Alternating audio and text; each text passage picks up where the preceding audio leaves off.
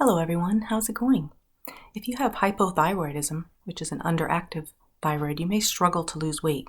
Today we're going to talk about some things that may help. If that sounds interesting to you, then keep watching.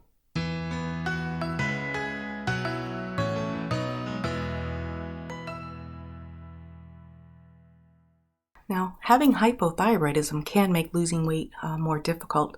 In today's video, we're not going to go into the details explaining why, but we're going to talk about some of the things that we can do that may help, especially make us more successful in losing weight if we have hypothyroidism. Now, of course, we've all heard about the weight loss benefits of staying hydrated, getting enough sleep, reducing our stress, and getting regular exercise. So important. But today we're going to talk about some specific things that may be good pretty much for everyone, but especially for those who have hypothyroidism to help them to lose weight. We're going to discuss 8 things. Now, before we get started, I just want to remind you to make sure that your healthcare team knows if you're going to make any dietary changes, take supplements, or start an exercise program. So one thing that people try to do sometimes to help with their thyroid function is to make sure they're eating enough foods high in iodine. The body actually needs iodine to produce thyroid hormone. Some of these foods would include cheese, milk, iodized salt, saltwater fish, and whole eggs. Now, it's rare to have an iodine deficiency if you live in the United States, so it's not recommended to add any iodine to your diet unless your doctor recommends it. So it's really important to have the right amount, because if you have too much or too little iodine, it actually can cause the thyroid not to function properly. Now, number 2 is we can eat foods that contain selenium. Selenium helps the body with the production of thyroid hormones. Some of the foods that are high in selenium are Brazil nuts, tuna, shrimp, beef, turkey, chicken, ham, eggs, oatmeal, and brown rice. Number 3, eating foods rich in zinc have helped some to improve their thyroid function. Some of these foods would be oysters, beef, crab, fortified cereals, pork, chicken, legumes, pumpkin seeds, and yogurt. I love it when it mentions foods that I really like and that I already eat. I'm like, all right, I'm doing something right. Well, before we move on to point number 4, I'd like to remind you to please like and subscribe if you're enjoying today's information. Also, make sure you always open up the description box. You can check out the links where you can find out where I've gained some of the information for this video, and then you can compare that to the research you find. Now, number 4 is we can try to avoid foods that contain goitrogens. Now, this was new to me.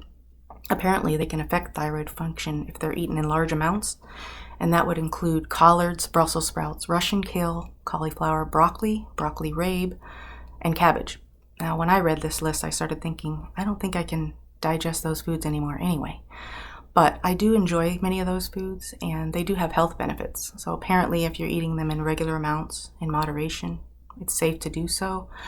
But it's better if you eat them cooked, because the cooking process helps to deactivate some of those goitrogens. Now, soy also contains goitrogens, and soy may interfere with how the body produces thyroid hormones, but they have to do more research on that. Generally, normally soy can be a healthy source of protein, but there are some thyroid experts that actually recommend eating soy products sparingly. Now, let's see, number 5 is we can try to avoid processed foods or foods and drinks that are high in added sugar, and this is because it can contribute to inflammation, which can cause us to gain weight. And I know that's easier said than done, because many of these products are very convenient and they're very inexpensive. This would include, of course, fast food, hot dogs, donuts, packaged cakes and cookies, soda, things like that. But some people have found when they avoid these foods that it really does help them with their weight loss efforts and their thyroid symptoms. And it actually helps with their overall health. Now, number 7 is making sure you get your labs checked regularly.